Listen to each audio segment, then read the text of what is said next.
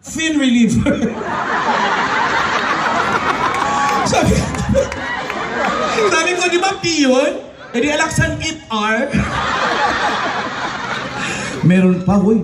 Pati tig na pantalon to. Na-excess ako dahil sa pantalon na to eh. Bakit? Mabigat kasi yan. Meron pa siyang commercial, mga kaibigan. Rexona.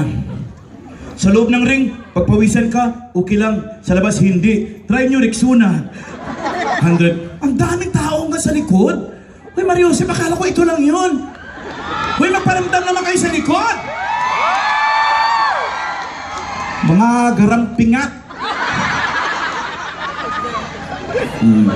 Eto na. Meron pa, mga kaibigan, Selecta Ice Cream. Lumapit si Pacman, may mga bata naglalaro sa kalsada.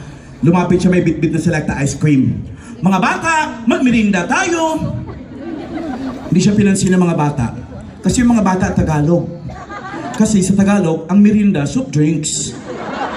Kalaban ng True Orange, 7-Up, Coke, Pepsi.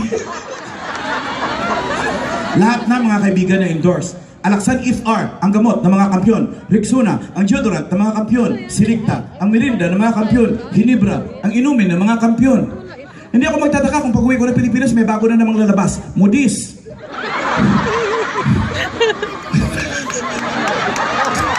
Ang napkin ng mga kampyon. At malamang mag-number 1 na naman yun sa pagmamahal natin kay Pacquiao, mga kaibigan. Pinagtatawanan natin si Pacman, mga kaibigan, but then he is a national treasure. So let's give the guy a big round of applause. Kanta ko. Gusto nyo? Hindi, gusto nyo, kwentuhan na lang, pwede naman. Pwede! Kanta, kwento. Kanta! Sige, kanta ko. Taga rito raw si Bruno Mars. So I'm singing a song by Bruno Mars. Para kayo maniwala, hindi nga. Totoo. Here's a song.